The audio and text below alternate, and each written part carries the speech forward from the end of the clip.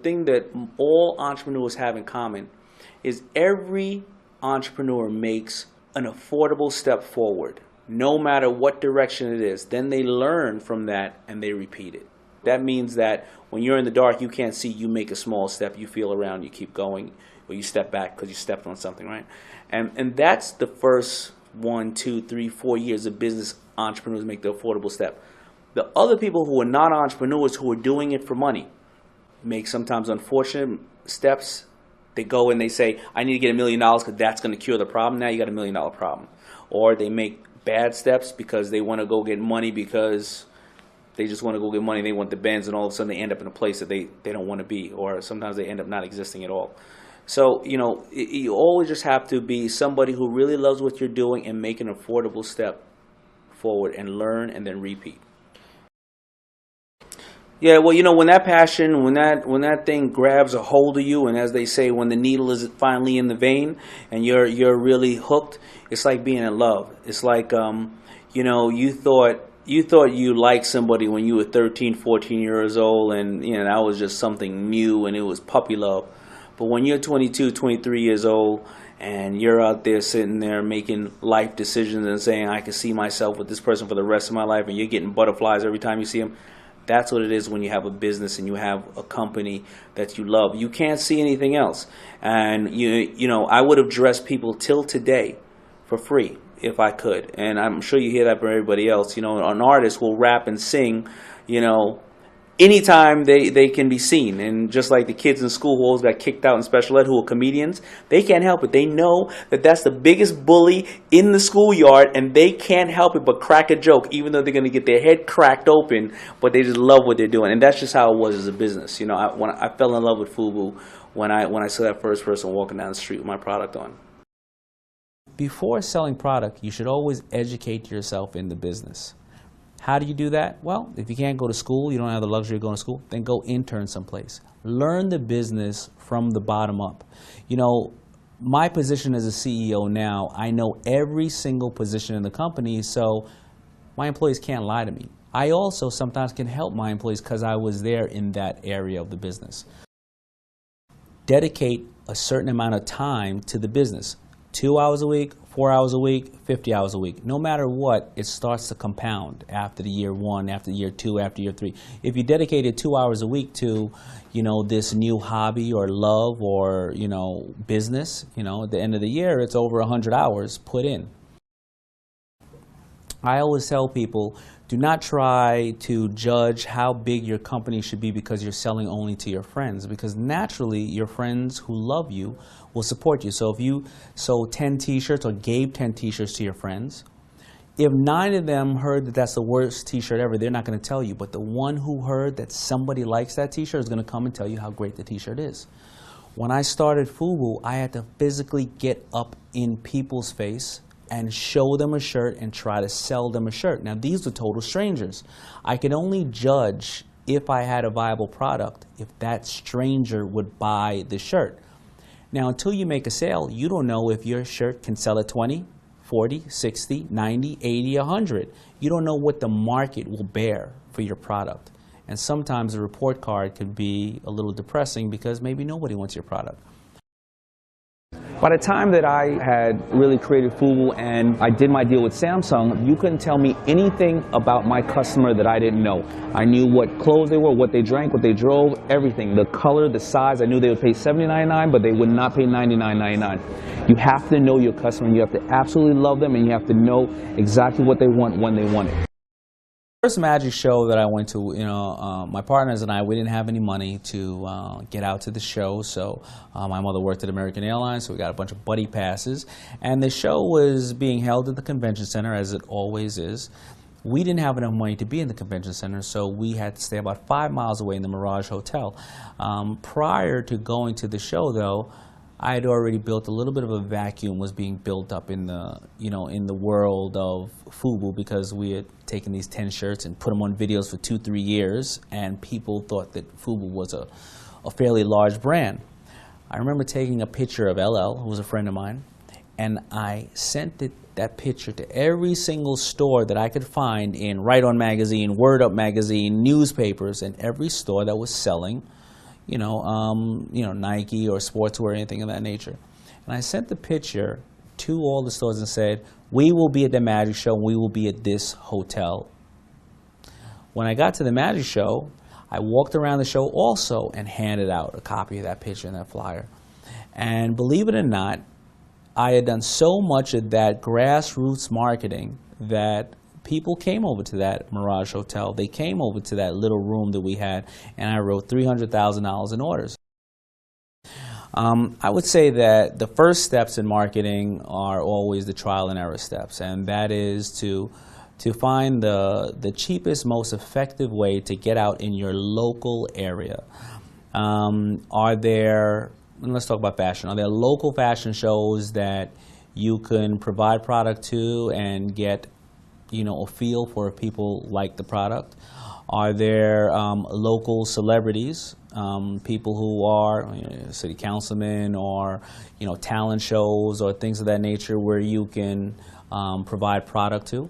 Now let's talk about the YouTubes of the world.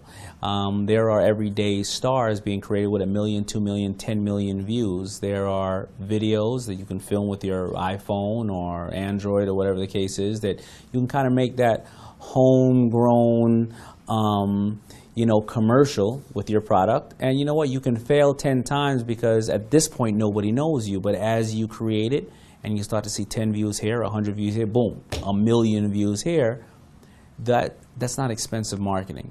And these are the ways that you get to, again, start to create the DNA of your brand and see what works and not. You're going to have a lot of trial and errors when it comes to marketing. I still do till today. Today, I don't know, should I go on TV? Should I go on radio? Should I have a plane fly by with text, so forth and so on, to this thing and buy this? Should I create a bigger site?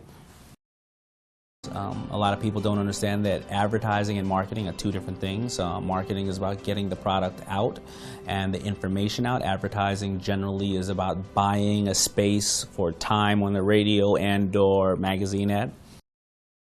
So how do you go after stores? A lot of people want to go out and sell Macy's and this guy and that guy. No. Always start off with your local store and become a local hero. And that's how you get attention.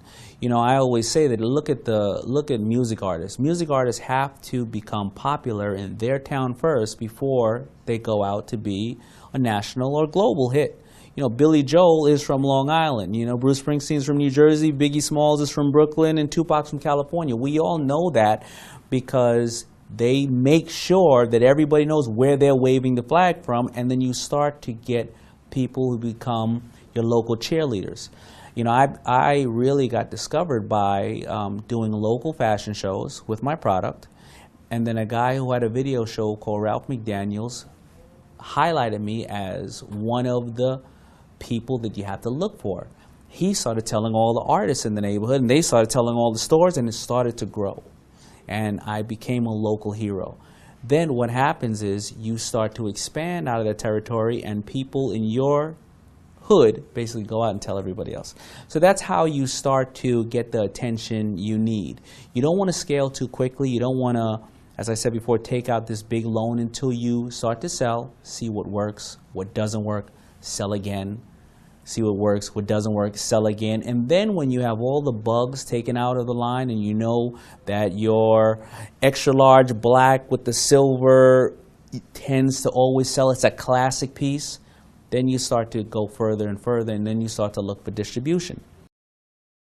So first of all, when pitching, it's very important to understand that you are pitching to somebody, and what is important to you is not necessarily important to them. So let's look at Shark Tank. Why do each one of the sharks invest? Now, we're fortunate enough to have Google, so you should understand what's viable and or what's important to one of the sharks. So Robert Herjavec, anything his kids think are cool. Barbara, she loves to invest in people because she believes that she was given a certain chance, and that if you are ready to live and die by your company, she's going to back you. Kevin O'Leary is a traditional VC. He wants to be in it in 3 years and out of it in 5, and he has funds and people to report to. So he's a very disciplined investor. Mark Cuban is the kind of guy who it has to resonate with him at home, and he will invest in several brands, and if one sticks, he'll make it. And Daymond John, myself, it's something, can I bring into my operation? Can I add one of my celebrity friends or another brand with it? And can I push it out to the world of the retailers that I already work with and create a bigger brand? So first of all, understand your target.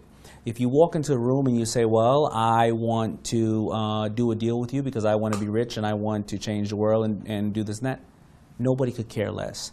How will you pitch to somebody and it will make their life a little easier? Will it help their portfolio? Will it expand the current brand they have? Will it utilize their staff and maximize their ability to do work? Will it give them a better vacation? Will they take off more time because you're running the business? So understand that. Second of all, an elevator pitch, the theory is that it's 90 seconds to 60 seconds to 90 seconds is the time that you would be in an elevator with an executive or a CEO, and that's the only time. Do not oversell. Take your time, hit the exact points that you need. Third of all, know your numbers, know your business. You should be the most knowledgeable person about your business because you're selling yourself.